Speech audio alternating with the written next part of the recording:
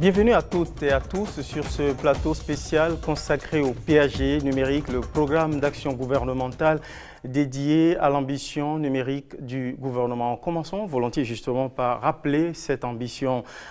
Faire du Bénin, ni plus ni moins, un champion africain de services numériques, avec à la clé la fourniture de l'Internet haut débit, que dis-je, très haut débit même. Faire du Bénin le berceau des développeurs d'applications, d'entreprises high-tech, faire de notre administration une administration 2.0, bref, l'ambition c'est de faire simplement du Bénin la Silicon Valley en Afrique et bien de la plateforme des services numériques de l'Afrique. Ça, c'est annoncé depuis 2 ans. Mais depuis 6 mois, le gouvernement a appelé aux commandes de cette ambition une experte en télécommunications. J'ai nommé Madame Aurélie Adam Soulé-Zoumarou. Bienvenue à vous sur ce plateau, Madame. Merci beaucoup. Avec vous, nous allons dérouler le bilan, le chemin parcouru pendant 2 ans pour atteindre le rêve numérique promis par le gouvernement de Patrice Talon aux Béninois. Et pour co-officier ce plateau, j'ai le plaisir de vous annoncer la présence active de James William Baguidi d'Eden TV. William, c'est un plaisir de faire cet exercice avec vous. Merci à vous et merci à tous les téléspectateurs qui nous offrent leur confiance et qui nous suivent en ce moment. Merci Madame la Ministre d'accepter notre invitation. Madame la Ministre, merci de nous rappeler en fait la vision qui sous-tend cette ambition et les grands projets phares. Il me semble qu'il y en a 6 impartis à votre secteur qui doivent constituer la déclinaison pratique et concrète de cette ambition-là. D'abord, la vision, s'il vous plaît. Tout à fait. Merci, Monsieur Sounouveau et Monsieur Baguidi de me recevoir ce soir. Permettez-moi d'abord de dire bonsoir à toutes les Béninoises et à tous les Béninois qui nous suivent. Et vous avez raison, sur le secteur de l'économie numérique, dans le programme d'action du gouvernement, il y a en effet 6 projets phares. 6 projets phares qui découlent d'une vision. La vision est de transformer le Bénin en la plateforme de services numériques de l'Afrique de l'Ouest pour l'accélération de la croissance et l'inclusion sociale à l'horizon 2021. Et pour y parvenir, il y a un certain nombre de réformes qui ont été prévues dans le secteur de l'économie numérique et ces 6 projets phares également qui sont prévus. Le premier, c'est celui relatif à l'Internet haut et très haut débit. Le second, c'est celui relatif à la télévision numérique terrestre. Le troisième projet phare concerne la généralisation de l'usage du numérique par l'éducation et la formation. Le 4e projet est relatif au développement de l'e-commerce. Le 5e aux contenus locaux. Et le 6e au volet Smart Gov, l'administration intelligente. Donc voilà les 6 projets qui sont déclinés aujourd'hui dans notre secteur et que activement, résolument, nous sommes engagés à mettre en œuvre dans notre pays. Merci Madame la Ministre. Pour mettre en œuvre de tels projets, il faut au minimum que le réseau Internet soit accessible à tous les citoyens. Et pour déployer ce réseau pour tous les citoyens, comme le dit le programme d'action du gouvernement, il faut que le maillage du territoire puisse être fait minimum jusqu'à 80%. Et pour le faire, c'est par le biais de la fibre optique que la décision a été prise de le faire. Où en sommes-nous 2 ans après l'accession au pouvoir du président Patrice Guillaume Athanase Talon dans le développement de la fibre optique sur le territoire national?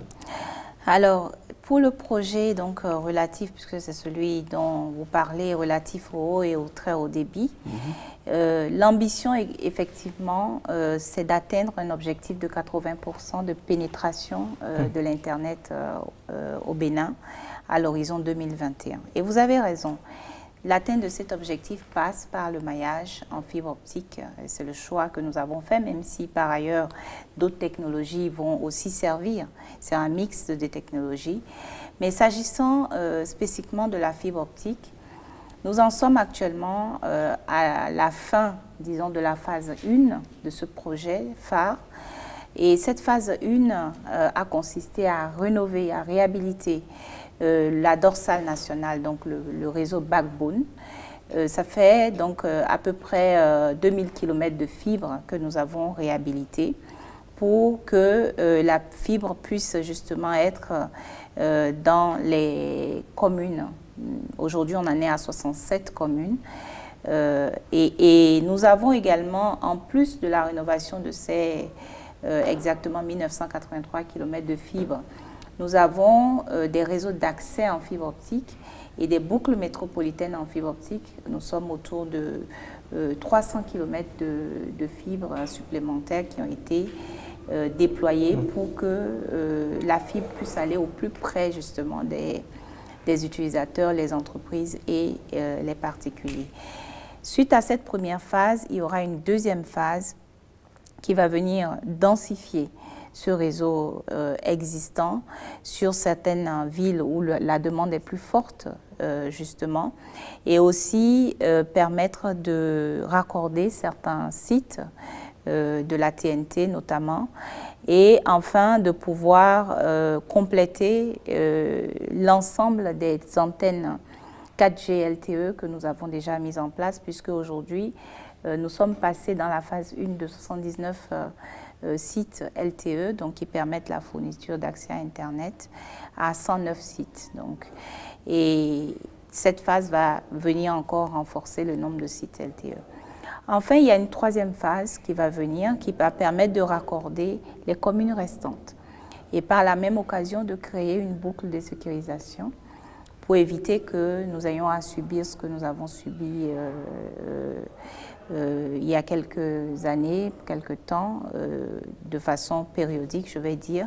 C'est que la coupure du câble à un certain endroit du pays entraîne une indisponibilité en fait du réseau. Donc nous allons créer également des boucles de sécurisation au niveau du réseau.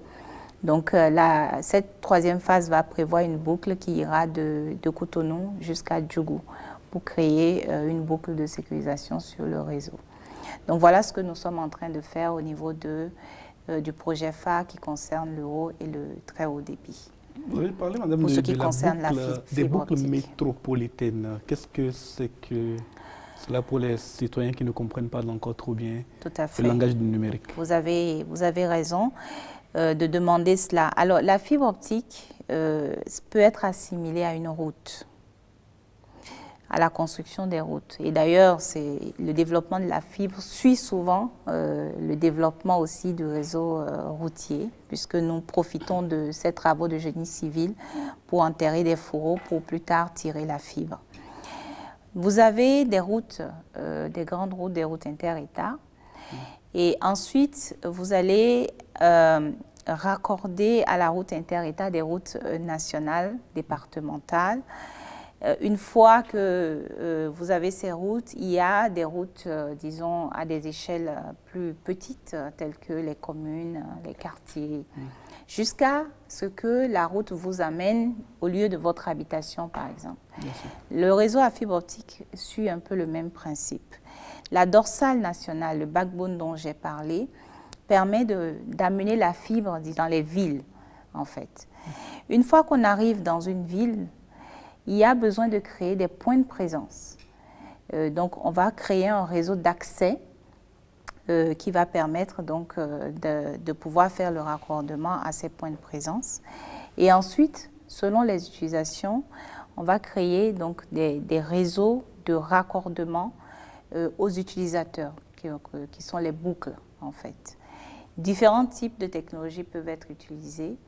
Mais dans le cas de certaines villes, compte tenu encore une fois des besoins, donc notamment en débit et en disponibilité, on choisit de créer des boucles en fibre optique, donc des boucles qui sont dans ces métropoles, comme la ville de Cotonou, Dabo-Mekalavi, Porto Novo, Parakou, pour en citer quelques-unes.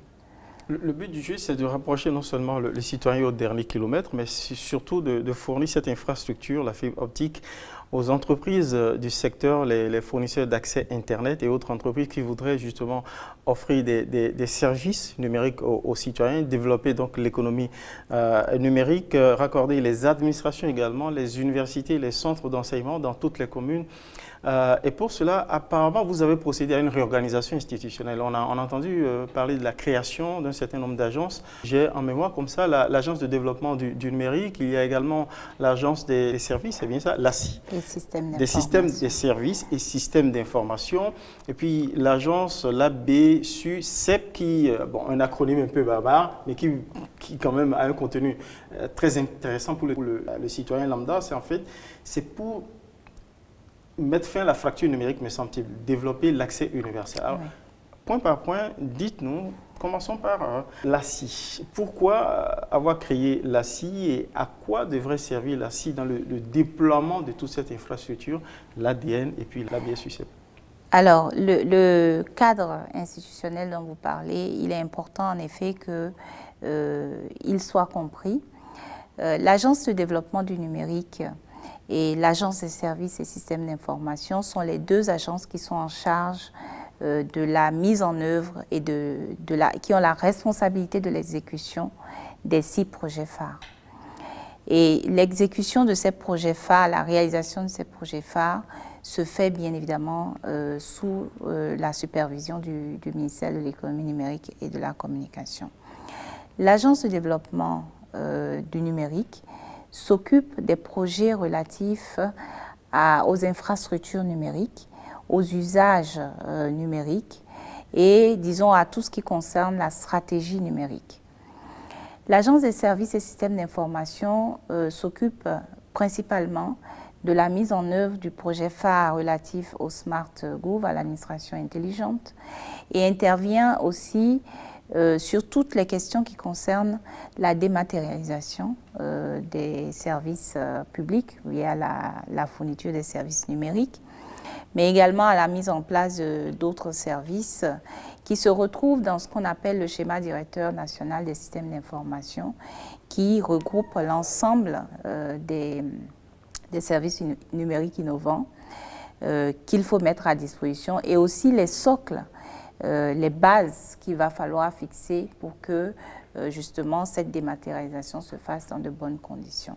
Donc ces deux agences sont complémentaires, elles travaillent en synergie, bien sûr avec la supervision, l'appui et la conduite de la politique qui est menée par le ministère. Donc c'est un cadre institutionnel qui est propice à l'accélération que nous voulons donner à ce secteur. Je rappelle que le secteur de l'économie numérique est l'un des 4 secteurs phares qui ont été identifiés comme étant les secteurs prioritaires pour la relance économique dans notre pays. Accélérateur de croissance. Accélérateur de croissance, vecteur de développement, catalyseur de dynamique et de modernisation. Donc nous avons besoin justement qu'il y ait des entités qui accélèrent la mise en œuvre de ces projets. Nous avons besoin d'un ministère aussi qui porte la politique et permette au cadre, notamment au cadre législatif et réglementaire, de se mettre en place. Depuis 6 mois, on connaît le nouveau visage qui pilote ce ministère, c'est vous. Si vous permettez, on va donc mettre un visage sur les différentes agences qu'on vient de citer, notamment l'ACI et puis l'ADN. On va d'abord suivre l'ADN, la présentation des services opérationnels de l'ADN, l'Agence de développement du numérique, dirigée par M. Serge Adiovi. L'Agence pour le développement du numérique, c'est une des agences présidentielles du secteur du numérique, dont le rôle est de l'exécution des projets qui permettent la mise en place d'une infrastructure télécommunication. Vous savez que les télécommunications, c'est-à-dire les tuyaux qui vont porter les informations, c'est une condition nécessaire du développement du numérique. Et le deuxième volet, le deuxième rôle, la deuxième mission de l'agence, c'est le développement du numérique. Et le développement du numérique, ça s'entend comme quels sont les paramètres qui permettent aux services numériques de se développer rapidement. Et là, on parle de l'écosystème, on parle du cadre législatif et réglementaire, on parle des conditions d'adoption rapide des services qui pourraient être mis en place. Il y a 6 projets phares du numérique et l'agence pour le développement du numérique s'est occupée principalement des infrastructures de télécommunications. Donc nous avons géré le projet de ce qu'on appelle de PDI2T, qui est un projet qui permet de finalement mettre de la fibre optique sur l'ensemble du territoire. Ce projet qui a été commencé donc dès 2016 va être complété, terminé en milieu d'année 2018 et va permettre d'avoir de la fibre optique, donc du haut débit et du très haut débit déployés sur certaines parties du territoire et permettre à des entités comme BTI de baisser ses prix parce que donc l'offre est là, l'offre est intéressante, il y a beaucoup d'offres au débit et de baisser ses prix vers les autres opérateurs. Donc vous voyez que si Benin Telecom Infrastructure a la capacité de baisser ses prix, parce qu'il y a des nouvelles technologies qui lui permettent de le faire, eh bien les autres opérateurs, ça peut être BTS, mais ça peut être les opérateurs mobiles, ça peut être les fournisseurs d'accès Internet, vont pouvoir à leur tour baisser leurs prix et à ce moment-là, le développement de la fibre optique dans le pays devient visible, devient palpable pour l'utilisateur que nous sommes tous, pour les entreprises, parce que les prix vont baisser. Non seulement les prix, mais aussi la qualité de service. Et donc ce projet que nous sommes en train de faire, nous sommes en train de terminer, nous terminerons donc en milieu de cette année, comme j'ai dit. Nous allons compléter ce projet dans les 2 années qui viennent par d'autres projets, parce qu'il est important d'avoir l'ensemble des 77 communes du pays qui soient raccordées en fibre optique. Ce que nous avons fait aussi, c'est que nous avons mis en place les conditions légales et réglementaires du secteur du numérique. Donc ça, c'est un travail qui a été fait et qui va trouver son aboutissement dans la promulgation du code. Il faut mentionner aussi la TNT, la télévision numérique terrestre. La télévision numérique terrestre a l'ambition de donner à chaque Béninois la possibilité de regarder une télévision de qualité avec des coûts qui sont abordables et qui sont, j'allais dire, à la portée de tout le monde. On met en place un réseau terrestre qui permet à une information de haute qualité, par exemple des chaînes à haute définition, de transiter et d'être reçue à l'autre bout du pays. Donc ça, c'est un autre exemple de réalisation qui a commencé avant même 2016, mais qui s'est accéléré entre 2016 et maintenant. Ce projet d'infrastructure se terminera en milieu 2018 et enfin, au moins, une partie de la population pourra voir la télévision de manière numérique et avec une excellente qualité. Donc ça, c'est aussi quelque chose qui va voir le jour très prochainement pour l'ensemble des Béninois. Alors, Madame Anis, Monsieur Adjovi, directeur de l'ADN, indique que les effets attendus, c'est surtout une offre de services de qualité, vous l'avez annoncé, le haut débit, le très haut débit, mais surtout une compétitivité de l'offre en termes de coûts. De l'accès. C'est une bonne nouvelle pour les fournisseurs d'accès Internet et tous ceux, les gros utilisateurs qui doivent après développer des applications. Vous êtes très attendu sur le sujet en fait. Oui, c'est une bonne nouvelle pour tout le monde, hein, parce que à la base, nous sommes tous des utilisateurs de ces services. Effectivement, le fait de pouvoir mettre en place une telle infrastructure fait que cette nouvelle technologie donc, fera et fait déjà, puisque les coûts avaient baissé, cette nouvelle technologie fait que Benin Telecom va pouvoir proposer donc, des services de location de capacité à des coûts plus faibles que les coûts qui sont appliqués. Il y a un nouveau catalogue des prix qui a été lancé, d'ailleurs, il y a quelques mois de cela. Et comme l'expliquait M. Adjovi, justement, cette baisse des coûts va se répercuter, in fine, sur le coût qui est fait au niveau des consommateurs finaux, que ce soit des entreprises ou des particuliers. Les opérateurs mobiles vont pouvoir louer ces capacités, les fournisseurs d'accès à Internet vont pouvoir louer ces capacités, utiliser ce réseau justement pour pouvoir fournir des services innovants, des services de qualité et des services abordables. Et c'est tout l'intérêt en fait pour l'État d'investir dans ce type de réseau. Cet investissement, quel en est l'objectif et comment le gouvernement pense compenser ces investissements-là? Alors, comme je le disais tantôt, effectivement, le secteur des télécommunications est un secteur, comme on dit, capital intensif par définition. Il faut des investissements d'un certain niveau. Et c'est pour ça que pour certains types d'investissements, il n'y a que l'État qui peut, disons, injecter autant de fonds parce que cela permet en fait de remplir des objectifs au niveau de la politique sectorielle. Quand on fait l'état des lieux de notre secteur, il est assez préoccupant de se rendre compte que, en termes de pénétration Internet, ce n'est pas très reluisant. Nous sommes autour de 40% aujourd'hui en termes de pénétration Internet, quand d'autres pays sont autour de 60-70%.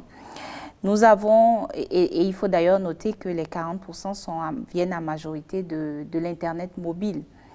Alors qu'il y a des applications, des types d'applications, des types d'activités qui requièrent aussi qu'on ait une bonne qualité et une bonne pénétration de l'Internet fixe.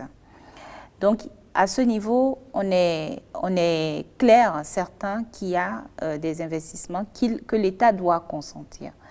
Et le réseau de fibre optique en fait partie. Donc, la rentabilité de l'investissement vient aussi avec les effets non seulement directs que cette fibre va créer, mais aussi les effets indirects.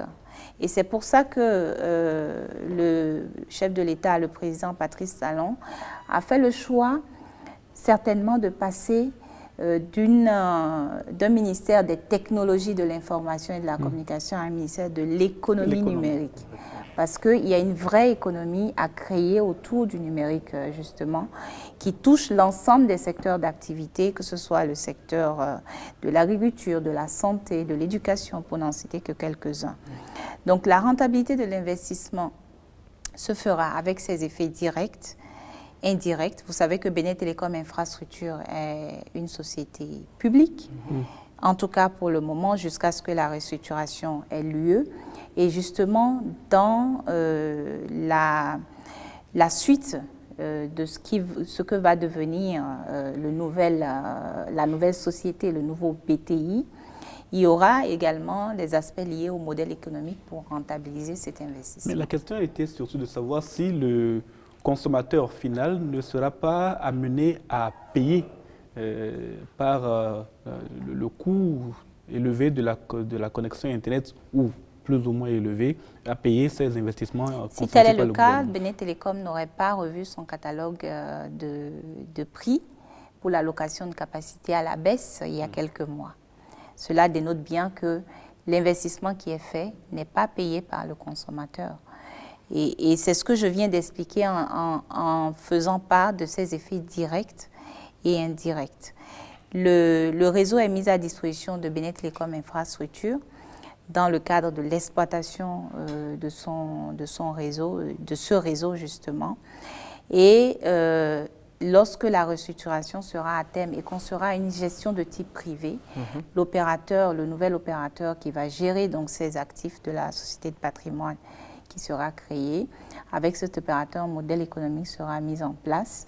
Mais encore une fois, au lieu que cet effet soit l'effet de hausse que vous êtes en train d'expliquer, ça sera plutôt un effet à la baisse parce que la disponibilité de la technologie permet en fait de pouvoir baisser. Et aussi, il y a un phénomène d'économie d'échelle. Lorsque l'infrastructure est de qualité, les opérateurs qui en ont besoin, les fournisseurs d'accès à Internet, les opérateurs mobiles qui en ont besoin vont recourir à ces capacités et de facto permettront justement de pouvoir avoir des coûts moindres parce qu'il y aura beaucoup plus de clients en fait. Alors si ces efforts, ces effets attendus baissent des coûts, des prestations, des services numériques, forcément on l'applaudit. Personne ne peut se fâcher contre un accès simple en termes de tarifs à ces services numériques. Mais on appréciera davantage l'effort du gouvernement en mettant ça en parallèle, en comparaison avec les tarifs qui sont pratiqués dans la communauté. Est-ce que le Bénin est le meilleur élève en la matière? Puisque votre ambition, c'est de faire du Bénin, je rappelle, la plateforme des services numériques en Afrique de l'Ouest. Donc, c'est des tarifs les plus avantageux ou pas? Alors aujourd'hui, Bénin Télécom Infrastructure fournit des capacités à des pays de la sous-région, comme le Togo, comme le Burkina Faso, les pays de l'Interland également. Par rapport au Sénégal et à la Côte d'Ivoire, par exemple? Par rapport au Sénégal et à la Côte d'Ivoire, je dirais qu'au niveau de la fourniture des capacités, l'équivalence peut se faire dans l'accès que nous voyons aussi, dans la qualité de l'accès à ces services-là et aux infrastructures. Nous sommes actuellement en train de rénover comme je l'ai dit, de finir d'être à la fin de la rénovation du backbone et de créer des réseaux complémentaires. Une fois que tout ce dispositif sera en place, et les pays sont à des vitesses différentes, hein, il faut prendre cela en compte également.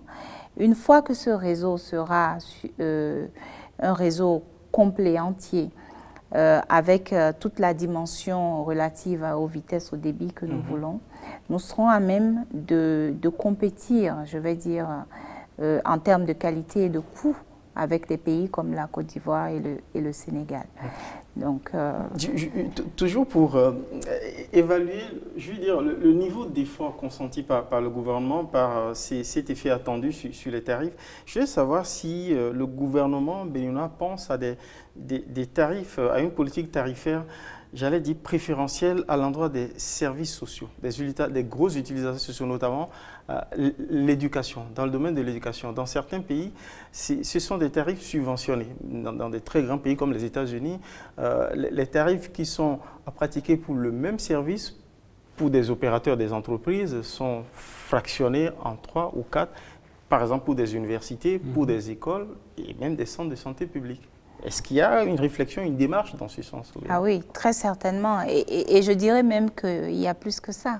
Vous êtes en train d'évoquer un des projets phares du programme d'action du gouvernement qui est la généralisation de l'usage du numérique par l'éducation et la formation, qui comprend plusieurs volets, dont le volet relatif à l'interconnexion des centres de recherche, des universités, des collèges, des lycées, etc. Et lorsque cette interconnexion va être faite, il faudra justement, ou en parallèle, pour accompagner justement ce projet, il faudra des politiques publiques qui vont non seulement faciliter l'accès pour les étudiants, pour les élèves à ces infrastructures, pour qu'ils puissent les utiliser, avoir accès à des cours en ligne, des plus grandes universités du monde. Donc, il va falloir les politiques publiques. Et ces politiques publiques vont au-delà de la réglementation. Donc, ce sont des actions que l'État, le gouvernement va prendre pour accompagner justement. Et ce que vous venez de citer, de mentionner, fait partie des possibilités justement qui peuvent être mises en place pour accompagner cela, pour accompagner cette généralisation de l'usage du numérique. William, dans les projets phares, il y a un projet qui attire beaucoup l'attention. On se demande véritablement si vous allez réussir le pari. C'est de transformer complètement notre administration en une administration intelligente. Comment est-ce que vous comptez y parvenir? Alors, vous l'avez bien dit, le Smart Gouv est un défi. Et par définition, un défi, on le relève. Et nous sommes en train de le relever et nous allons le relever et nous avançons à grands pas. Où en est-on déjà? Vous avez certainement entendu parler d'un certain nombre d'applications et de plateformes qui ont été lancées ces derniers temps. Tout à fait, au ministère de la fonction publique, voilà, au ministère de l'économie et des finances. Oui, voilà. Donc, au ministère de la fonction publique, la gestion des carrières des agents de l'État, la plateforme de gestion, donc au ministère de l'économie et des finances, le fait de pouvoir déclarer ses impôts en ligne, le fait de pouvoir regarder ses fiches de paie en ligne. Donc, ce sont autant justement de sous-projets, de volets de ce projet Smart Gouv. Nous avons chose très importante lorsqu'on veut mettre en place un projet Smart Gouv de cette envergure, de l'envergure de celui que nous avons pour le Bénin. Nous avons mis en place un schéma directeur national des systèmes d'information. C'est comme un catalogue de l'ensemble des services, des sous-projets, des volets qui seront abordés dans le cadre de ce Smart Gouv. Et c'est à différentes couches. On ne développe pas une plateforme au hasard. Il faut des socles. Il faut fixer, par exemple, le référentiel des personnes physiques. Lorsqu'on désigne, lorsqu'on veut représenter une personne physique dans une base de données aujourd'hui au Bénin, quelles sont les informations clés qu'il faut avoir? Le référentiel des personnes morales des sociétés, le référentiel géographique. Comment est-ce que les bases de données qui seront mises en place au niveau de tous les ministères vont pouvoir interopérer, donc se parler pour les Béninois qui nous suivent, se parler entre elles, ces bases de données. Donc tous ces éléments, en fait, sont des éléments à mettre en place. C'est comme quand on construit une maison, et j'ai beaucoup aimé cette représentation que le président de la République, son Excellence, M. Patrice Talon, a fait lors de son discours sur l'état de la nation. Il a dit, on fait les fondations qui ne sont pas visibles forcément. Et quand on fait les fondations, bien évidemment, ceux qui regardent se disent, mais est-ce qu'il y a vraiment quelque chose qui se passe là? Jusqu'à ce que les premières briques commencent à sortir. Le Smart Gouv, c'est un peu ça.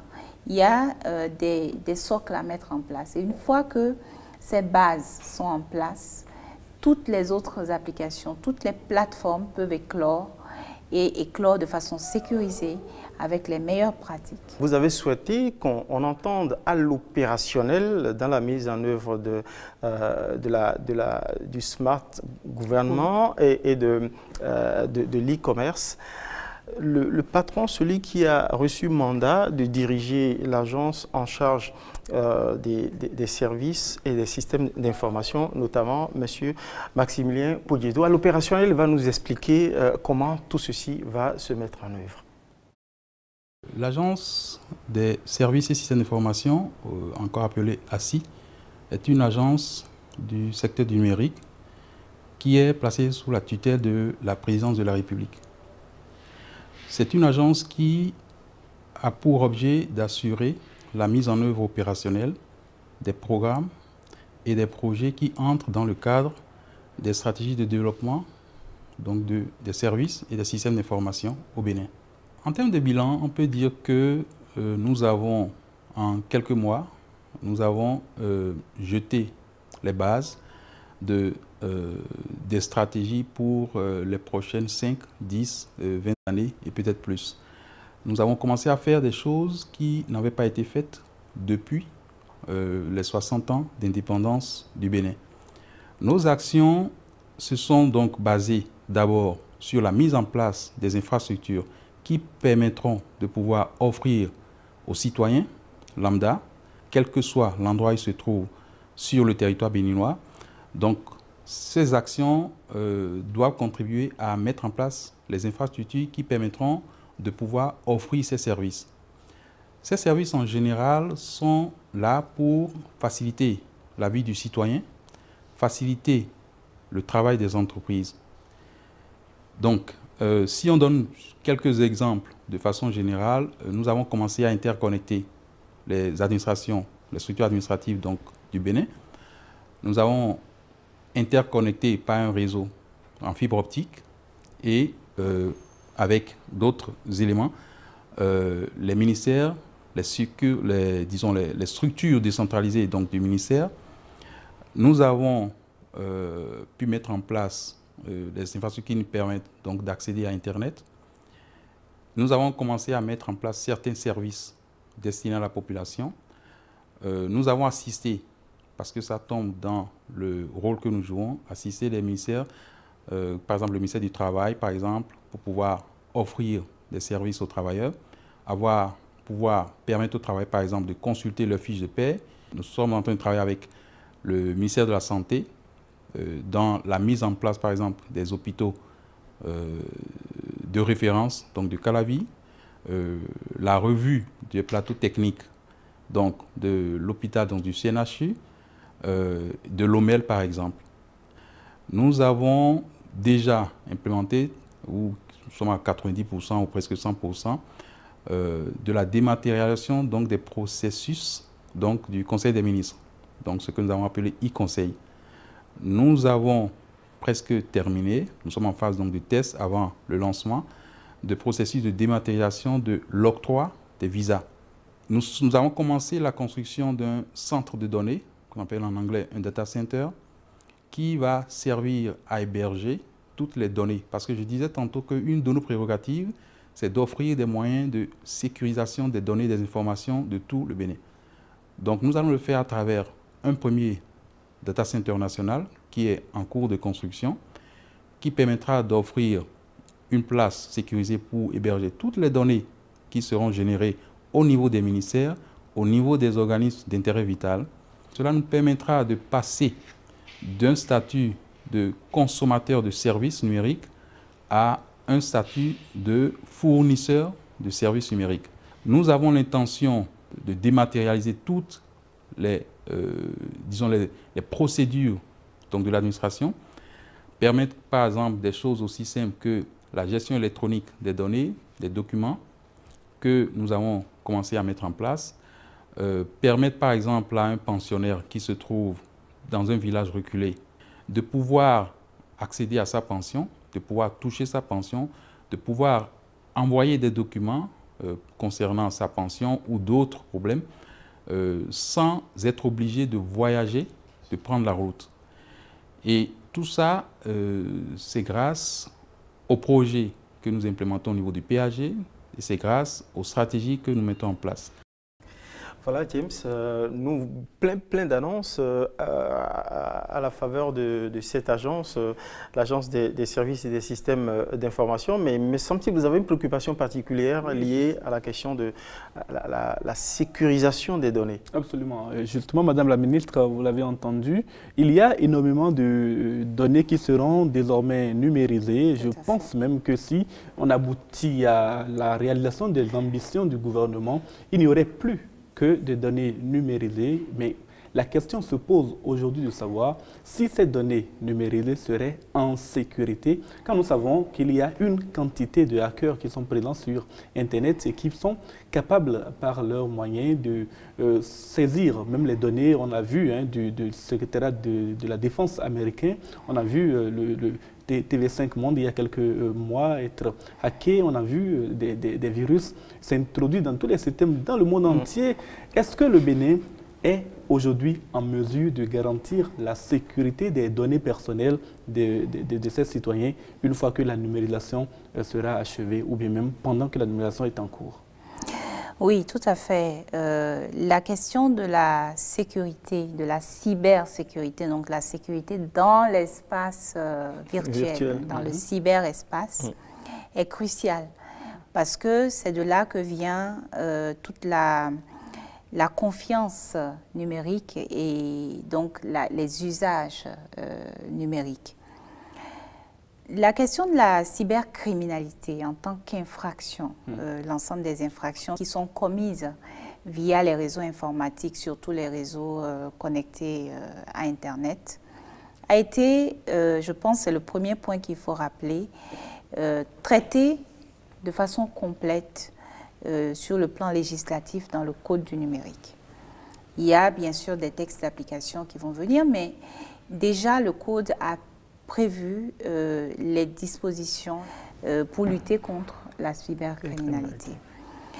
Le second aspect de la cybersécurité, c'est son opérationnalisation. Il faut l'opérationnaliser.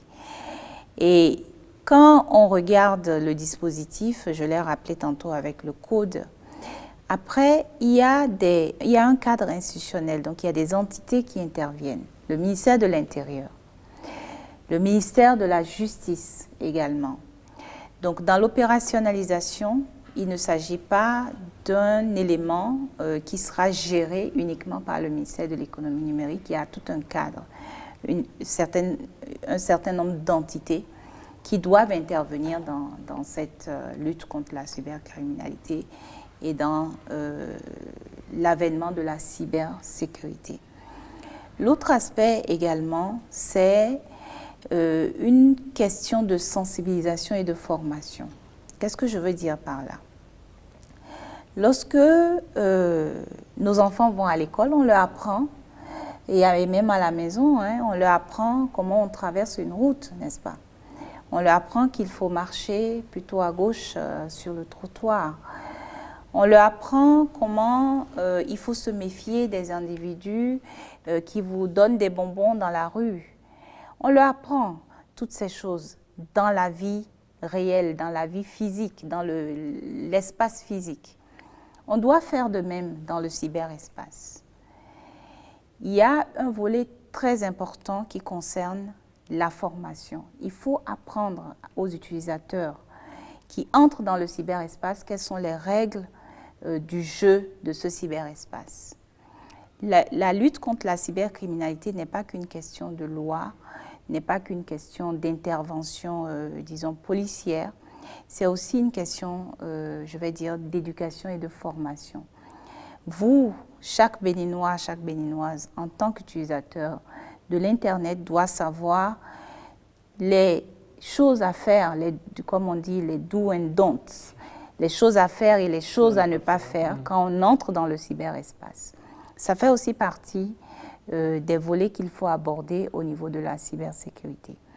Alors, pour en venir, et j'ai bien compris où vous vouliez en venir avec votre question, c'est quels sont les systèmes que nous avons en place pour protéger nos données.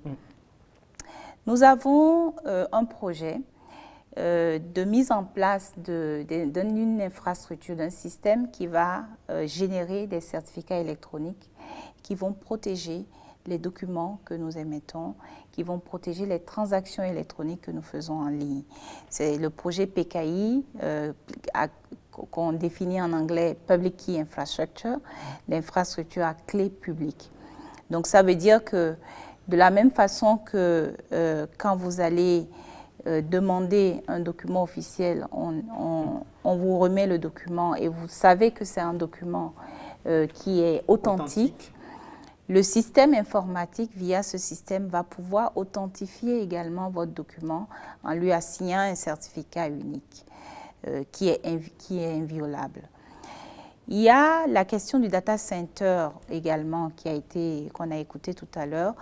Le data center qui est en fait un site sur lequel on regroupe l'ensemble des infrastructures, l'ensemble des équipements qui concourent donc au système d'information d'une entreprise ou d'un État, dans notre cas du Bénin, a également un parcours de sécurité.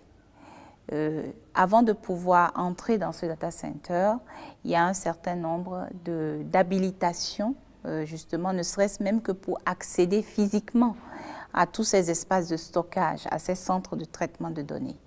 Donc ça également, c'est un volet de sécurité. Et j'ai parlé donc de système d'infrastructure à clé publique. Et il y a aussi des questions de signature électronique qui sont prévues également pour être mises en place pour que, de la même façon que quand vous signez un document à la main, on peut attester que c'est bien votre signature et que c'est bien vous qui l'avez signé. Dans le monde, dans le cyberespace également, il y a de la signature, il y a des systèmes de signature électronique pour attester de ce qu'un document signé, par exemple par le préfet, c'est bien le préfet qui l'a signé. Donc oui, nous avons des systèmes qui prennent en compte ces dimensions sécuritaires et nous allons continuer à les étoffer.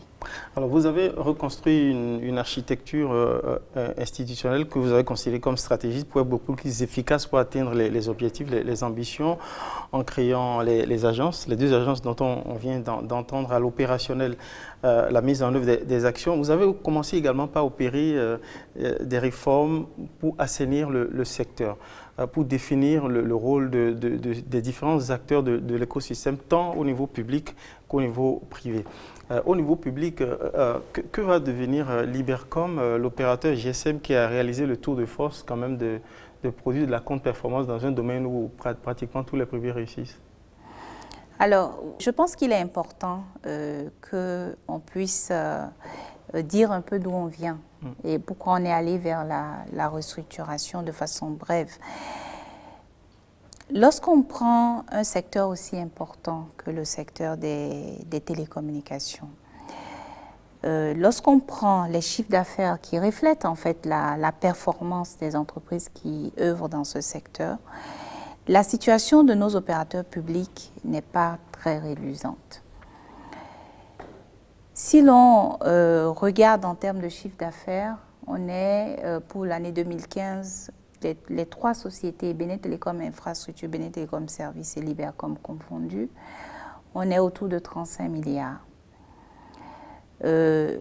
Dans un pays, par exemple, comme le Sénégal ou la Côte d'Ivoire, un opérateur comme Sonatel ou Orange, qui intègre un peu les trois dimensions que j'ai citées, donc le volet mobile, fourniture d'accès à Internet et infrastructure, est autour de 400 milliards de chiffre d'affaires. Donc, il y a effectivement une difficulté à comprendre cette contre-performance. Et il y a aussi à se demander d'où cette contre-performance vient. Et l'un des facteurs, bien évidemment, dans un secteur qui est soumis à la libre concurrence, comme l'est le secteur des télécommunications pour les volets qui nous intéressent, c'est en fait difficile pour une entreprise qui a une gestion de type public de faire face à la concurrence de sociétés privées. Il faut comprendre que ces sociétés ont la possibilité de prendre des décisions sur le réseau, de changer un équipement. Parce que finalement, ce qui intéresse le consommateur, c'est la qualité du service que vous lui donnez. Et bien sûr, le coût aussi, mais aussi la qualité. Et donc, quand dans une gestion de type privé, vos prises de décision, votre structure de décision, justement, n'est pas agile, parce que la gestion est de type public, quand vous n'avez pas, justement, la réactivité qu'il faut pour compétir, ça peut très certainement conduire à des contre-performances. D'avoir de la réactivité. L'État n'a pas vocation à être dans l'opérationnel. Un État n'a pas vocation à être dans l'opérationnel. Il est mauvais businessman. Cette restructuration que nous sommes en train de conduire, elle est nécessaire et elle consiste à faire quoi? Elle consiste alors les décisions qui ont été prises lors du Conseil des ministres de juillet 2017, c'est que Bénin Télécom Infrastructure, donc les actifs sains de Bénin Télécom Infrastructure vont être repris pour faire partie d'une société de patrimoine public. Qui sera confié, donc cet actif sera confié en gestion de type privé, justement par une société privée. Pour ce qui est de Bénin Télécom Services, la gestion sera également une gestion de type privé. Et en ce qui concerne Libercom, il y aura purement et simplement une dissolution. Déjà rapidement, quels sont les actifs qui composeront le patrimoine de BTI et puis ce qui va rester dans le patrimoine de Bénin Télécom Services? Alors, Bénin Télécom Services, déjà je dois dire que la restructuration est en cours. Il y a différents volets qui sont en train d'être considérés, examinés par les structures qui nous accompagnent, les sociétés qui nous accompagnent dans aussi bien l'inventaire que le traitement du volet social et que aussi l'accompagnement pour la mise en place justement des nouvelles structures.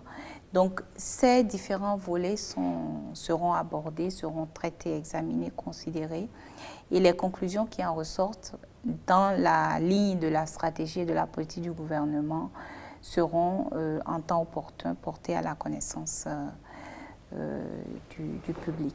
Dans l'état actuel des choses, en fait, des réflexions qui se mènent, des études, vous ne savez pas s'il y aura des plans sociaux désastreux, dramatiques, beaucoup de licenciements. Il y a des inquiétudes dans les rangs des travailleurs. Vous savez, une entreprise qui est en contre-performance crée également des difficultés dans la prise en charge de ses employés. Les charges d'une entreprise doivent être absorbées par les revenus. Voilà. Donc l'objectif de l'État ici, c'est vraiment d'arriver à asseoir un mode de fonctionnement. Donc je viens d'expliquer les questions de société de patrimoine et de gestion de type privé.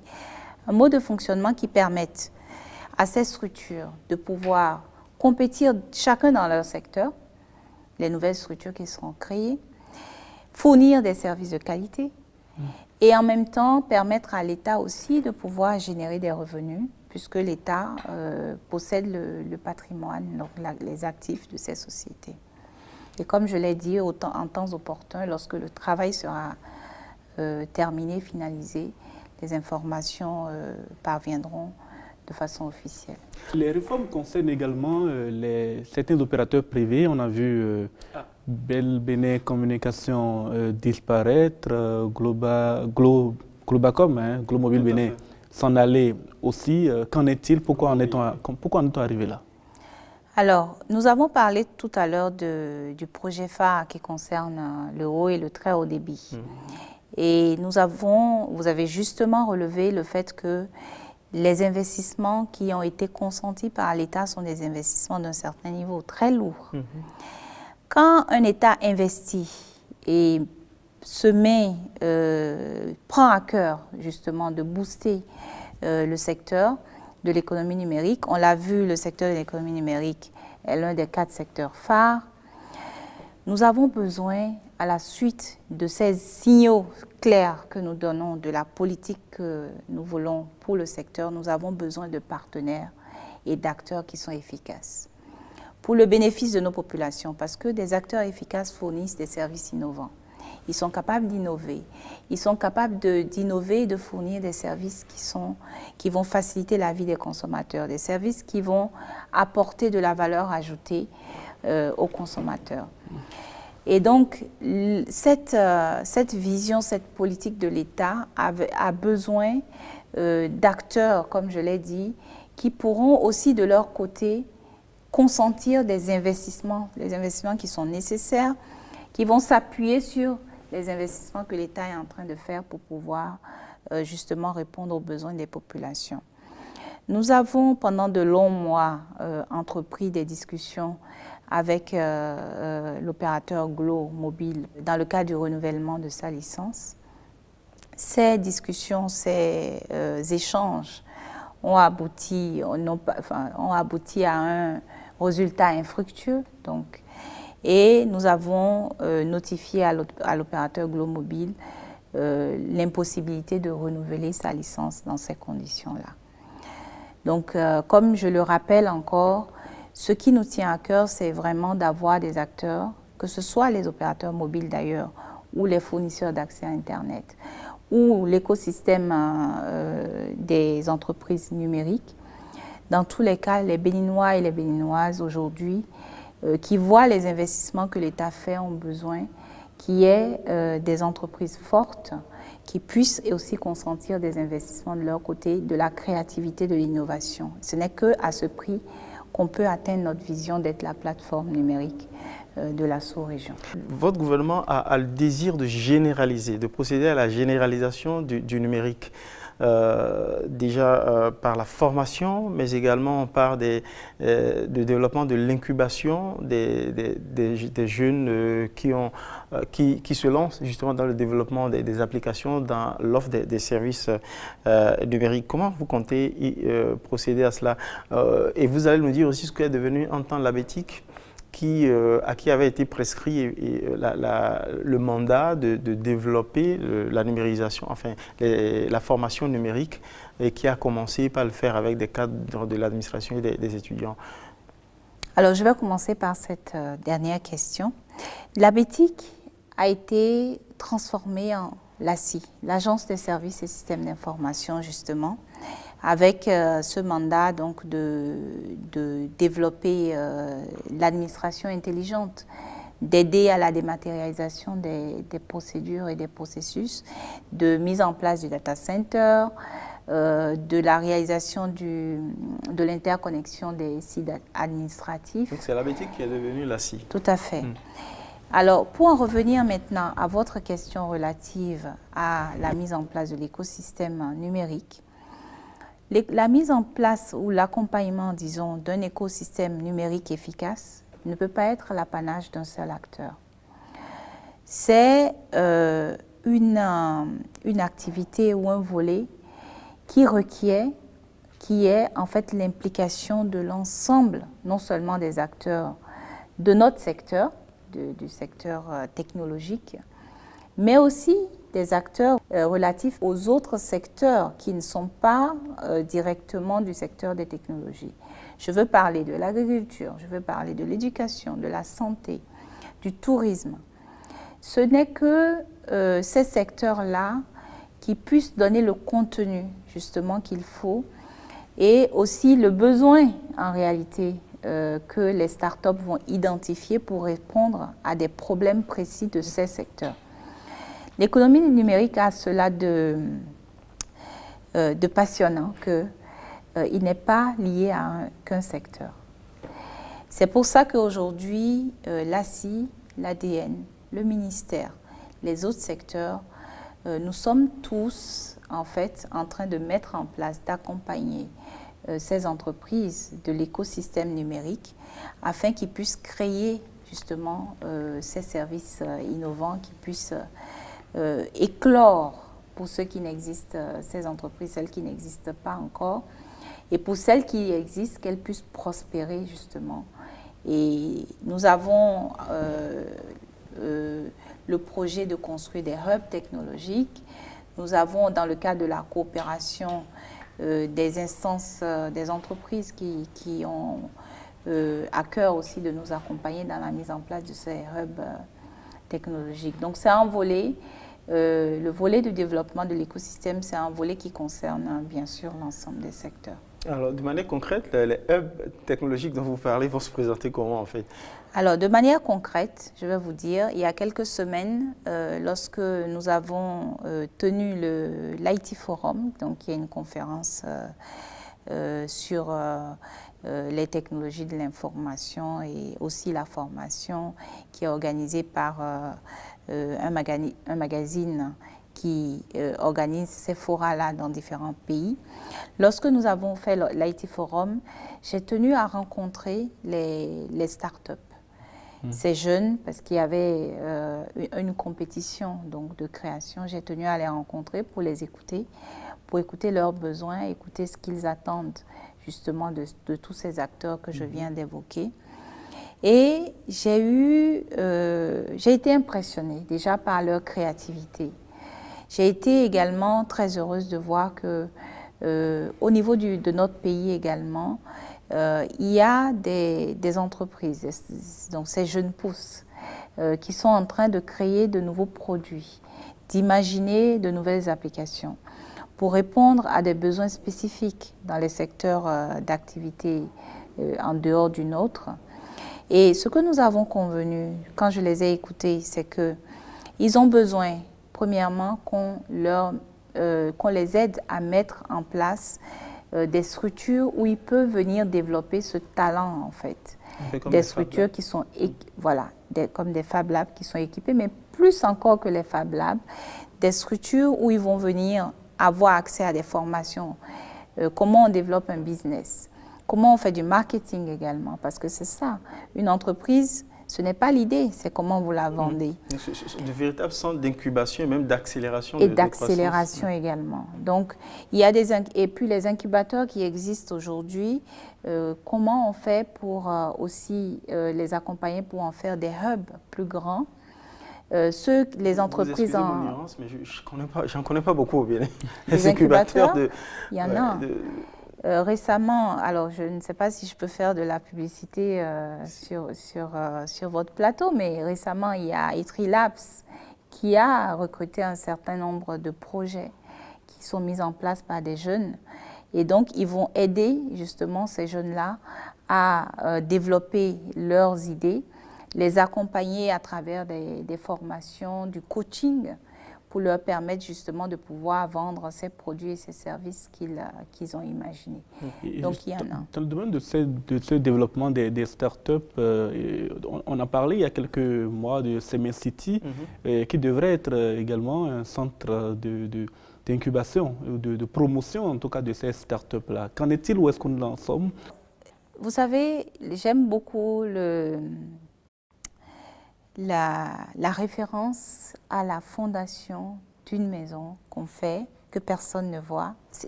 Dans le numérique, je pense que c'est l'image qu'il faut garder en tête. Lorsque vous n'entendez rien, ça ne veut pas dire que rien ne se passe. Et pour ce qui est de CMS City, il y a beaucoup de choses qui sont en train d'être faites. Et récemment, j'ai eu une discussion avec Madame Borna, qui gère ce projet entièrement, parce que c'est un projet qui va au-delà du numérique. C'est un projet transversal. C'est un projet qui va certes s'appuyer sur le numérique, mais qui va valoriser l'éducation, créer une vraie économie du savoir. Et donc, ce projet est en train d'être mis en œuvre de façon engagée, de façon résolue par l'équipe de Madame Borna, en collaboration avec l'ensemble des autres secteurs. Donc, j'ai parlé de l'éducation, du numérique. Et très bientôt, vous allez entendre parler de CMS City. Le forum qui a été annoncé va se tenir sur l'innovation, forum de l'innovation Made in Africa. Et c'est cela. Il y aura des incubateurs, il y aura plus que des incubateurs, justement. C'est un projet à part entière, un projet passionnant pour notre pays et que, j'en suis certaine, nous allons vendre et revendre à travers l'Afrique et à travers le monde. Alors, vous avez l'ambition de généraliser le numérique par l'éducation et par la formation. Je ne sais pas comment ça va se décliner au niveau des centres de formation. Je ne sais pas quel est réellement le plan. C'est quoi le plan du gouvernement? De façon pratique, il y a un projet d'interconnexion des centres de recherche, d'interconnexion des universités, des écoles et lycées. Et on ira même au niveau des écoles primaires. Donc c'est un projet qui va aller par palier et qui va interconnecter l'ensemble, disons, des lieux, des structures relatives à l'éducation et à la formation. C'est également un projet qui va prendre en charge le volet relatif au contenu, les contenus éducatifs, justement, parce qu'il ne sert à rien d'interconnecter si rien ne passe dedans. Tout à fait. Pour les Béninoises et les Béninois qui nous écoutent, cette tuyau, en fait, la fibre optique, c'est un tuyau. Cette tuyau, il faut bien qu'il y ait des choses qui passent dedans. Et donc, ce contenu éducatif dans le cadre de l'éducation, ce contenu doit également être créé. C'est vrai qu'il y a déjà beaucoup de contenu en ligne, mais nous avons aussi nos propres contenus à créer également et à mettre à disposition. Déjà dans le cadre du service universel, on a commencé à créer des bibliothèques numériques, donc permettre à certains collèges d'avoir des bibliothèques, mais numériques. Pas des livres physiques, mais une bibliothèque en ligne auxquelles les étudiants et les élèves peuvent avoir accès. Décidément, vous faites beaucoup de choses, mais de manière feutrée. On n'en entend pas assez parler, à part que vous l'évoquez maintenant. Continuez, s'il vous plaît. En fait. Vous savez, tout ce qui fonctionne bien n'a pas besoin de bruit. Mais en revanche, ça mérite d'être bien connu. Les élèves qui bénéficient de ces bibliothèques numériques, je peux vous dire qu'ils en bénéficient, ils en sont heureux et ils les utilisent et cela concourt justement à la qualité de l'éducation qu'ils reçoivent. Donc, je parlais aussi au niveau du projet relatif à la génération de l'usage du numérique par l'éducation et la formation. Il y a la mise en place des environnements numériques de travail. Donc, le fait de pouvoir un peu dématérialiser aussi l'éducation, non seulement le contenu, mais aussi même la façon dont l'enseignement se fait, en fait. Le fait que l'apprenant puisse avoir le contenu et que l'enseignant aussi ait le même contenu et qu'il y ait une interaction différente. Que l'apprenant chez lui puisse continuer à avoir le contenu, que l'enseignant puisse mettre à disposition du contenu supplémentaire à l'apprenant à distance, que les parents également puissent justement être impliqués dans l'apprentissage de leurs enfants qu'ils aient accès à certaines informations relatives au parcours scolaire de leurs enfants. Donc, c'est illimité ce qu'on peut faire avec le numérique. Et aujourd'hui, je suis certaine qu'il y a même des applications, des usages auxquels nous ne pensons pas et qui vont émerger. On a voulu en savoir un peu plus sur le service universel, en fait, pour lequel la BSU-CEP a été créée. On a rencontré son directeur. On va l'écouter et on revient. La BSU-CEP, comme son nom l'indique, est l'agence béninoise du service universel des communications électroniques et de la poste. Elle est chargée de faire du service universel dans le domaine du numérique.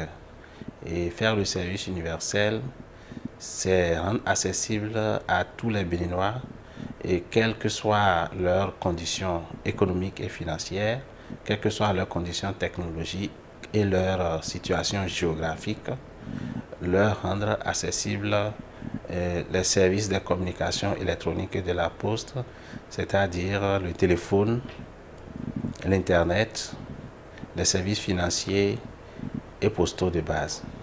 En 2 ans, il y a beaucoup de choses qui ont été faites. Je voudrais commencer d'abord par la téléphonie mobile. Il faut reconnaître que aujourd'hui, il y a 7 communes qui ont été fondamentalement impactées. Et il s'agit des communes de Djidja, de Dassa, Glazoué, Savalou, Savé-Ouessé et Tchaourou. Ce sont des communes qui sont situées dans la région centrale du pays, là où il y a beaucoup de collines. Il y a 34 sites de téléphonie mobile qui ont été réalisés pour couvrir 95 000 personnes dans 40 villages.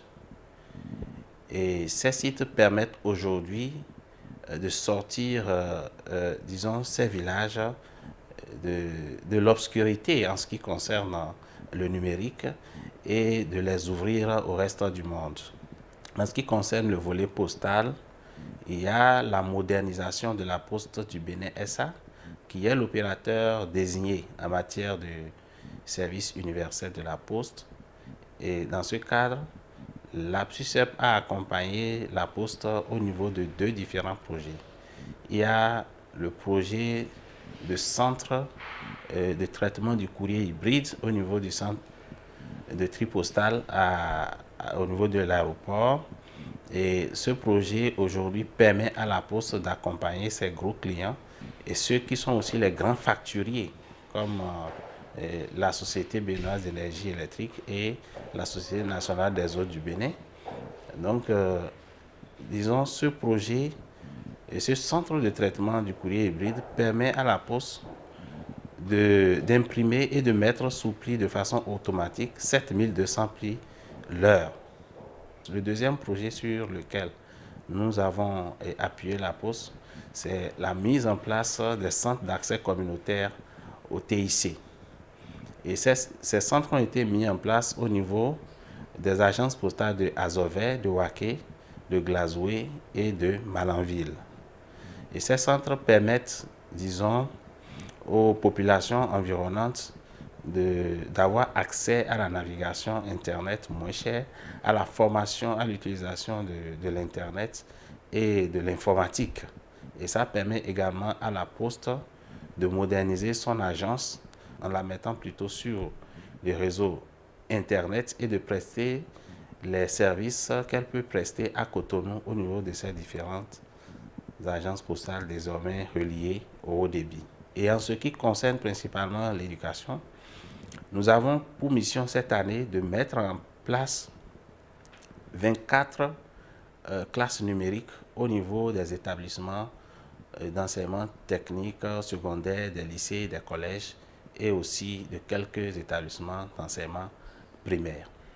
Et les perspectives sont encore plus importantes pour les autres années. C'est que d'ici 2021, qu'il n'y ait plus une seule commune au Bénin où il n'y a pas l'Internet, qu'il n'y ait plus un seul village où il n'y a pas la téléphonie mobile avec tout au moins la 3G, voire la 4G. Voilà ce qui est retenu comme mission pour la SUCEP et nous sommes en train de travailler dans une planification annuelle à atteindre ces objectifs. Un programme très ambitieux, en fait, c'est de procéder au désenclavement numérique 100%, mais avec 80% de couverture du territoire. La question du service universel est une question mondiale. Vous savez, 60% de la population dans le monde est laissée pour compte quand il s'agit de l'Internet. Il y a 60% de personnes qui sont offline. Et ces chiffres montrent à quel point la question du service universel est importante, surtout pour nous, les pays en développement, parce que la majorité de ces personnes qui ne sont pas en ligne sont justement dans nos pays. Et le service universel vient régler un problème, c'est le problème du gap, donc du fossé numérique entre les zones urbaines et les zones rurales. Parce que la problématique principale des zones rurales, c'est que ce ne sont pas des zones qui sont économiquement rentables. En tout cas, dans le modèle économique que nous connaissons traditionnellement par rapport au déploiement des réseaux. Et c'est pour ça qu'il y a maintenant des modèles économiques innovants aussi qui peuvent être mis en œuvre pour régler la question du service, du gap numérique. Alors, l'Agence béninoise des services universels des communications électroniques et de la Poste, comme vous venez de l'écouter, a mis en œuvre plusieurs actions.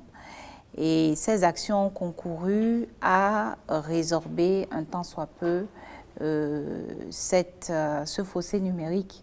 95 000 personnes, on l'a entendu aujourd'hui, ont pu avoir accès donc, à des services de téléphonie et voire donc les services Internet.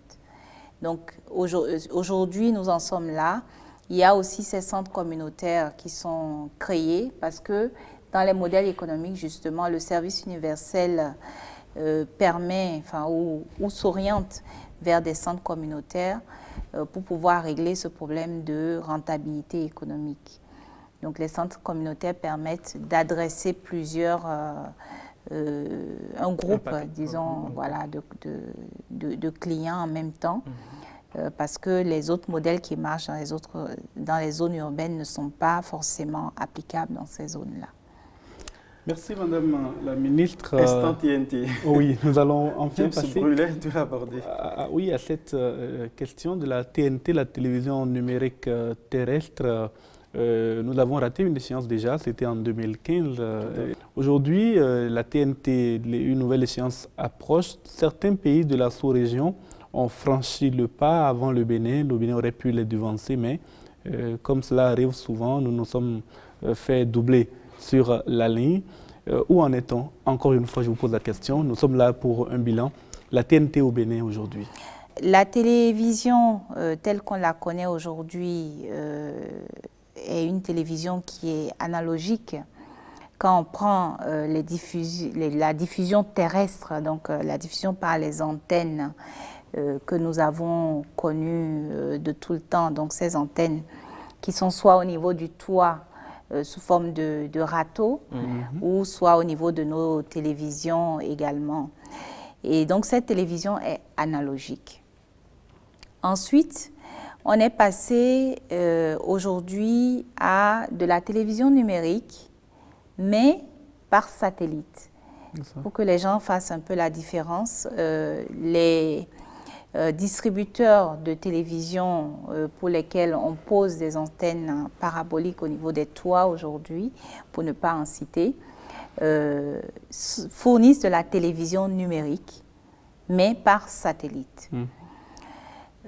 Et aujourd'hui, donc, ce que vous évoquez, donc la télévision numérique terrestre, c'est cette télévision qui va être numérique, donc qui aura la qualité de la télévision, ou même plus d'ailleurs, de la télévision que nous voyons par satellite, mais que l'on pourra recevoir sans avoir besoin de poser une antenne parabolique sur le toit, que nous pourrons recevoir avec des antennes qu'on appelle des antennes terrestres. Donc, cette télévision numérique terrestre doit être mise en place à travers un réseau d'émetteurs terrestres qui permettent à toutes les Béninoises et à tous les Béninois, quel que soit l'endroit où ils se trouvent dans notre pays, de pouvoir avoir accès à des images de qualité. Qui peuvent même être de qualité supérieure à ce que, comme je l'ai dit, on reçoit sur la télévision numérique par satellite. Alors, où est-ce qu'on en est? Avant cela, nous avons déjà de la télévision numérique par satellite. Mais nous voulons quand même avoir de la télévision numérique terrestre. Pourquoi faut-il aller vers la télévision numérique terrestre alors que nous avons déjà de la possibilité d'avoir de la télévision numérique par satellite et en ce moment-là, je pense que l'intégralité du territoire est déjà couverte par la télévision numérique par satellite. Alors, c'est à ce niveau-là, c'est votre dernière assertion qui répond au pourquoi, à la question que vous avez posée. Non, tout le monde n'a pas accès à la télévision numérique par satellite. Parce que cela a un coût déjà, parce que tout le monde n'a pas les moyens de s'offrir un abonnement justement à de la télévision numérique par satellite, et aussi parce que, chose très importante qu'on occulte souvent quand on parle de TNT, le contenu. C'est-à-dire qu'aujourd'hui, les télévisions analogiques ne sont pas toutes sur les bouquets de ces diffuseurs qui diffusent par satellite. C'est vrai. Voilà. Et avec la télévision numérique numérique terrestre, ce qui va se passer, c'est que nos télédiffuseurs aujourd'hui vont retrouver leur contenu dans des bouquets qui seront distribués sur tout le territoire national. Donc une chaîne qui émet par exemple par à-coup sera multiplexée, donc sera mis dans le bouquet, diffusé sur tout le territoire national. Les populations qui se trouvent à Nati-Tengu pourront le recevoir. Il y aura bien sûr la possibilité d'avoir des chaînes régionales aussi, mais tout ça en fait se fera dans le réseau terrestre. Donc la télévision numérique terrestre est une nécessité, et c'est au-delà de la nécessité, c'est aussi un engagement que nous avons pris à travers l'accord de Genève 2006. Au cours de cette conférence de Genève 2006, les États se sont engagés à faire ce passage au numérique à une échéance qui était à juin 2015, l'échéance que vous avez mentionnée tout à l'heure comme étant une échéance ratée. Alors, quand vous regardez de 2006 à 2015, les États disposaient de 9 ans pour faire leur transition numérique. Ça veut dire qu'en 9 ans, il aurait fallu mettre en place le réseau d'émetteurs terrestres, commencer l'émission de la télévision numérique en parallèle, en dual cast, donc en simultané, voilà, avec la télévision analogique terrestre, et progressivement éteindre la télévision analogique terrestre pour rester en full numérique. 9 ans. Eh bien, imaginez-vous que nous, depuis 2016 jusqu'à maintenant, 2018, et très bientôt, dans quelques mois, nous aurons terminé la mise en place de ce réseau terrestre. Nous aurons la diffusion par la diffusion numérique, la télévision numérique disponible pour l'ensemble de la population béninoise en 2 ans. Donc, ce qu'il aurait fallu faire en 9 ans, nous sommes en train de le faire en 2 ans. Et quand vous me demandez où est-ce qu'on en est, aujourd'hui, on en est au fait que nous avons terminé l'installation des 4 premiers sites de ce qu'on appelle la sous-plaque méridionale, parce que vous savez très certainement que le Bénin a fait le choix de mettre en place la TNT à travers 4 sous-plaques qui en fait sont 4 zones de façon simplifiée. Et la première zone, donc cette sous-plaque méridionale, comprend 4 sites. Le site de Cotonou, le site d'Abomey-Calavi, Abomey-Calavi étant la tête de réseau, le site de Porto Novo et le site de Gbehoué.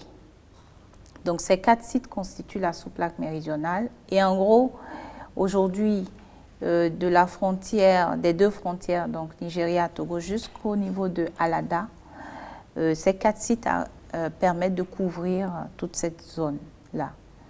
Les derniers tests sont en cours, sont en train d'être finalisés, et lorsque ces tests seront finalisés, cela veut dire que les émissions de la TNT seront disponibles. Donc nous sommes avancés, nous avançons vite, et c'est pour ça que j'ai voulu faire ce parallélisme avec les 9 ans. Ça veut dire, si on devait faire 9 ans, ça veut dire que si on a commencé en 2016, on aurait pu finir en 2025, n'est-ce pas? Mais nous allons le faire plus tôt que ça, parce que nous savons les bénéfices, justement, pour l'ensemble de la population, pour cette TNT. Et une fois que le réseau terrestre sera mis en place, il aura très certainement des zones qu'on appelle des zones blanches de la télévision numérique, parce que un émetteur émet selon un certain rayonnement, un diagramme de rayonnement. Il y aura donc des zones qui vont, disons, échapper aux différents rayonnements. Et ces zones-là, nous allons les couvrir avec ce qu'on appelle le DTH, donc, qui est la fourniture du service TNT par satellite, donc directement chez les usagers. Et à terme, on aura 100% de couverture pour la télévision numérique. William, encore une question sur la TNT. Oui, nous avons beaucoup entendu parler de sociétés de diffusion, d'opérateurs de diffusion. Qu'est-ce que c'est que tout ça et quelle est la place des télévisions privées dans l'évolution du processus à l'heure actuelle? Alors là, c'est une question effectivement qui va me permettre de clarifier justement ce que la loi a mis en place ou a identifié comme acteur de la radiodiffusion numérique. Il y a la société... Il y a dans la chaîne de valeur, disons, de la TNT, la société de diffusion. La société de diffusion est cette société qui, en fait, va prendre les différents contenus et qui va diffuser pour ensuite que la réception puisse se faire au niveau de la population. Donc, c'est le rôle de l'opérateur de diffusion. Et la loi a prescrit que le premier opérateur de diffusion doit être une société à capital mixte. Ensuite, à part l'opérateur de diffusion, il y a les distributeurs. J'aurais peut-être dû commencer par l'autre bout, les éditeurs. Les éditeurs, en fait, de contenu, de programme, sont ceux qui créent le contenu, justement, et qui ont leur programme de production. Donc, ils produisent, encore qu'on peut avoir des producteurs qui vendent leur programme, enfin leur production, justement, aux éditeurs. Et les éditeurs, donc, créent une programmation qu'ils peuvent ensuite vendre à des distributeurs, mettre à disposition de distributeurs. Les distributeurs, eux, ils vont agréger justement plusieurs offres et mettre maintenant à la disposition du diffuseur, de l'opérateur de diffusion qui va diffuser. Donc, c'est aussi ça l'avantage de la TNT, c'est que ça vient améliorer ou ouvrir la chaîne de valeur en fait relative à la télévision et créer de nouveaux métiers qui n'existaient pas, avec la possibilité l'opportunité de permettre une spécialisation à l'un ou l'autre bout de cette chaîne de valeur et une création de valeur plus importante. On a compris qu'au bout de 2 ans, vous avez fait beaucoup de travail de soubassement, de fondation, de réforme, de réorganisation du secteur, de redéfinition des rôles de chaque acteur, de création de structures opérationnelles efficaces pour atteindre vos résultats. Et les résultats, vous en avez annoncé, surtout en termes de qualité de service et de coûts compétitifs, ça intéresse beaucoup les acteurs. Et si on finissait par un dernier mot qu'on va vous laisser, l'honneur d'officier, en adressant quand même un mot aux start-upers, aux créateurs, aux développeurs d'applications de sociétés dynamiques dans le secteur numérique. On n'en a pas beaucoup parlé et ce qu'éventuellement le PAG leur réserve pour finir. pour aborder la question des startups, je vais aborder un point qu'on n'a pas évoqué ici parce que, effectivement, ça ne fait pas partie d'un projet phare spécifique. Mais cela va se refléter à travers la mise en œuvre, la réalisation de nos projets. Et cela se reflète très clairement dans la vision. C'est le rayonnement de notre pays sur le plan de l'économie numérique. Quand on dit qu'on veut être la plateforme numérique de l'Afrique de l'Ouest, vous comprenez bien qu'il faut un certain rayonnement dans la sous-région et même au-delà pour pouvoir être cette plateforme pour la sous-région. La question du rayonnement est importante pour les startups. Pourquoi? Parce que ces startups ne s'adressent pas qu'au public qui vit au Bénin. Leur marché n'est pas que le Bénin. Absolument. Et pour permettre un accompagnement le plus adéquat et je vais dire qui va booster, qui va vraiment accélérer les choses pour ces startups, il faut que notre pays, et c'est ce que nous sommes en train de faire, se positionne, rayonne dans sa sous-région, dans sa région. Vous avez très certainement entendu parler de ce réseau des ministres de l'économie numérique de l'Organisation internationale de la francophonie que nous allons œuvrer pour mettre en place. Nous avons également, dans le cadre de notre coopération, des partenariats que nous sommes en train de mettre en place avec des pays, avec des organisations, pour créer justement un écosystème qui va permettre à nos startups d'avoir de la visibilité. Pour une entreprise numérique, pour une jeune pousse, la visibilité compte beaucoup. Et donc, à travers ce rayonnement que nous sommes en train d'avoir d'ailleurs, parce que beaucoup de gens, quand je vais à l'extérieur, beaucoup de gens connaissent nos projets. Beaucoup de personnes savent aujourd'hui que nous avons un code du numérique qui est complet et qui nous sort un peu du concert des nations dans notre sous-région. Donc cette visibilité est d'or pour l'écosystème relatif aux startups dans notre pays. Ce que nous avons pour eux, c'est nos projets phares d'abord, parce que les projets phares relatifs au e-commerce, celui relatif aux contenus locaux, celui relatif au Smart Gouv, ce sont 3 projets phares qui vont vraiment révéler justement l'écosystème numérique. Nous avons aussi des programmes, je l'avais dit tantôt, pour former justement ces startups-là, les aider, les accompagner à éclore et à prospérer plus rapidement à travers les incubateurs, les accélérateurs. Nous sommes en train d'examiner les différentes politiques publiques à mettre en place pour les propulser justement. Donc, je voudrais leur dire que le PAG, justement, le programme d'action du gouvernement, est pour eux. Ils doivent être les premiers à savoir exactement les projets qui sont listés dans ce PAG. Parce que c'est sur ces projets qu'il faut qu'ils se positionnent. C'est sur ces projets qu'il faut qu'ils développent les compétences numériques. On a parlé de la cybersécurité. Il faut qu'ils sachent aussi que tous les services qui vont fournir, les services numériques qui vont fournir, doivent concourir à poser les bases de cette sécurité numérique. L'économie numérique a pour principe de base la confiance numérique. Et donc, ces startups doivent aussi s'inscrire dans cette vision-là également. Donc, le champ des possibles est ouvert pour les startups, autant qu'il l'est pour chacun de nous, pour chaque Béninois et chaque Béninoise. Et le ministère de l'économie numérique et de la communication s'attelle chaque jour à opérationnaliser, à rendre réelle cette vision du chef de l'État qui est de faire de notre pays, du Bénin, la plateforme de services numériques de l'Afrique de l'Ouest pour l'accélération de la croissance.